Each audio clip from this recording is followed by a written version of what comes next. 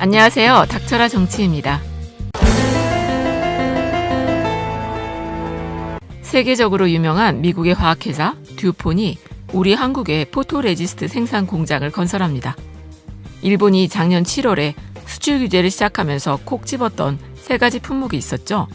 바로 포토레지스트와 불화수소, 그리고 폴리이미드. 그때 당시에 국내 반도체 전문가들의 평가가 어땠었는지 기억을 되새겨 보면요.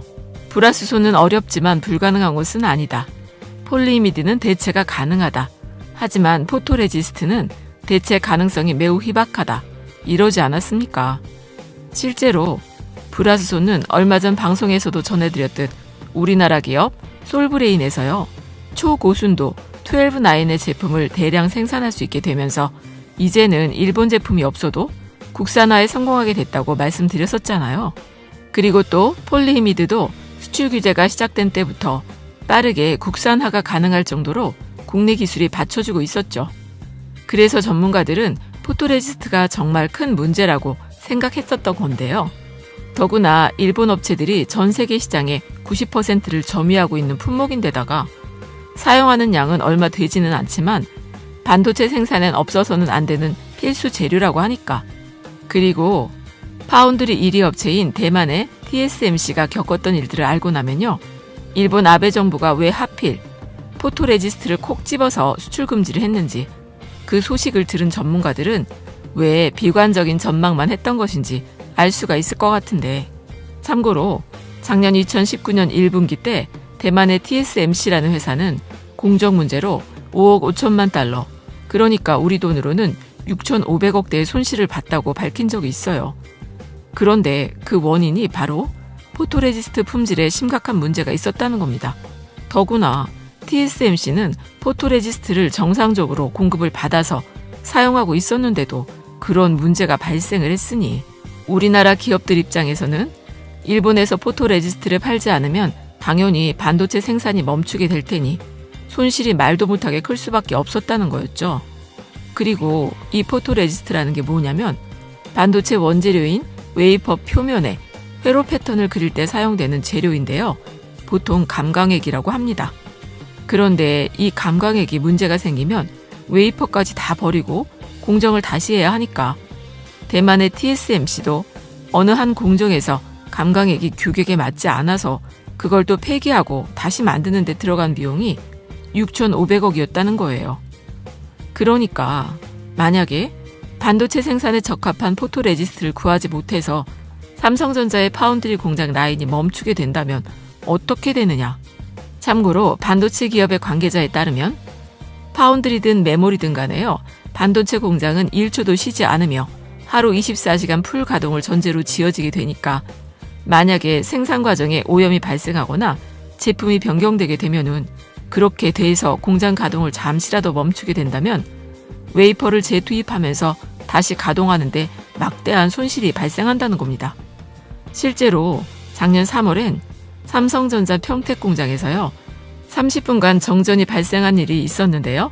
그때 라인 운영이 중단되면서 500억 정도의 손실이 발생했다고 하니까 아베가 생각하던 그대로 우리 반도체 기업이 재료가 없어서 공정을 중단해야 된다면 손실은 정말 어마어마하다는 것이죠. 그러니까 이 TSMC 사례를 보고서 일본 정부에서는 수출 규제에 얼마나 자신감을 가졌겠냐는 겁니다. 더구나 삼성전자의 생산 라인이 멈춰서 안 돌아간다고 하면은 그 욕은 또 문재인 정부가 다 먹지 않겠습니까? 그런데도 다행히 공장 가동이 멈추지도 않았고 국산화도 착착 진행되는 것 같으니 포토레지스트 부분에서 업계 1위를 달리고 있는 일본의 JSR에서도 우리 한국에 포토레지스트 생산 기지를 짓겠다고 하면서 삼성의 의향을 타진하기도 했었죠.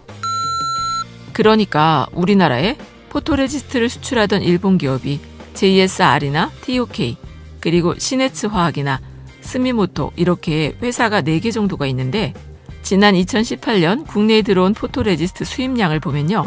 1위가 일본으로 1,011톤, 그러니까 금액으로는 2억 9,890만 달러로 우리 돈으로 환산을 하면 3,486억 원어치를 수입했었습니다. 그리고 2위는 미국 68톤인데요.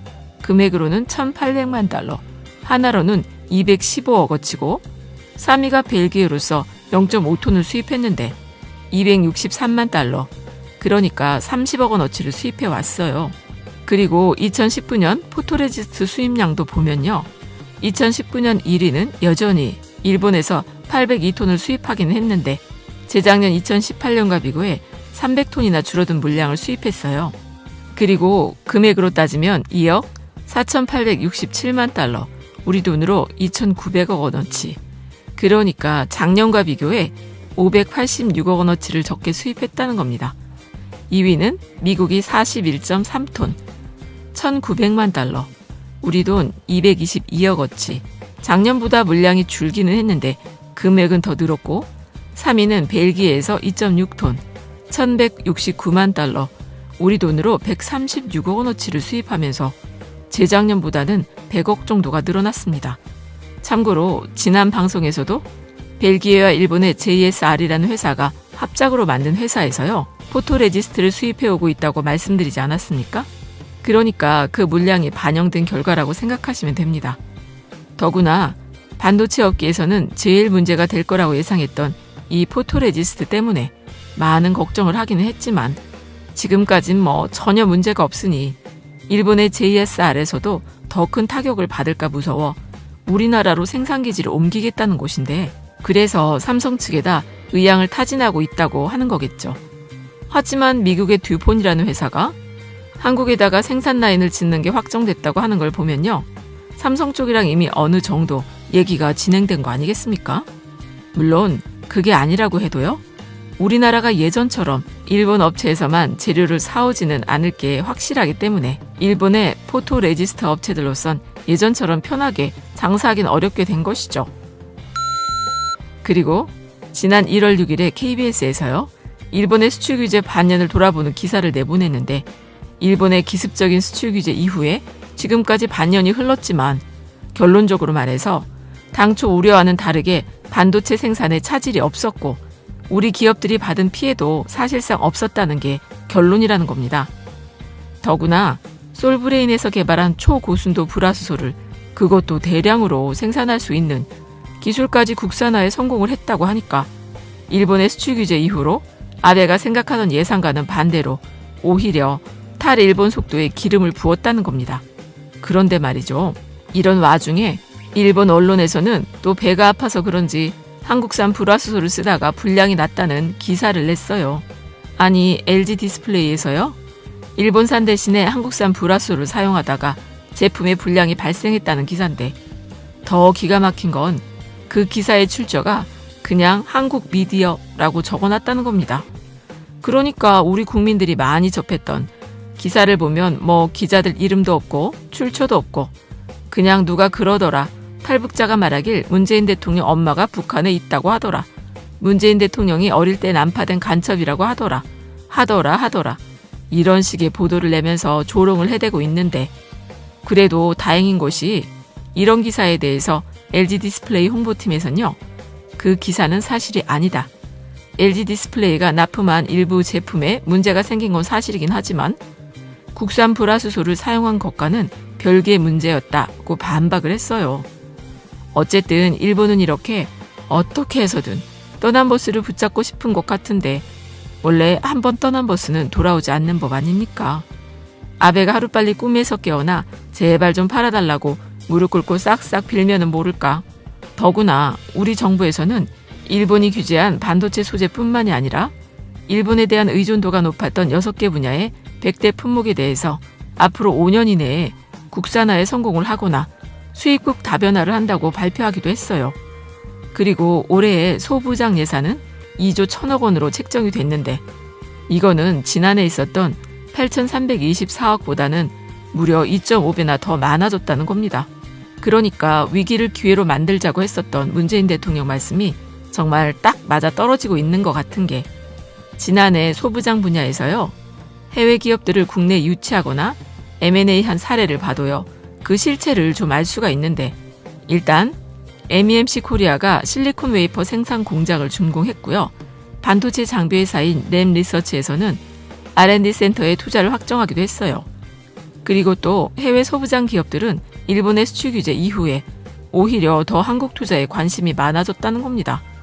아니 그도 그럴 게 반도체 라인은 한번 세우면 돈이 천문학적으로 깨지기 때문에 쓰던 재료를 계속 써야만 하는데 일본에서는 쓰던 재료를 억지로 교체하게 만들어줬으니 해외 기업들이 보기엔 기회는 이때다 싶은 것 아니겠습니까? 그럼 끝까지 들어주셔서 감사드리고 좋은 의견을 댓글로 많이 남겨주세요. 고맙습니다.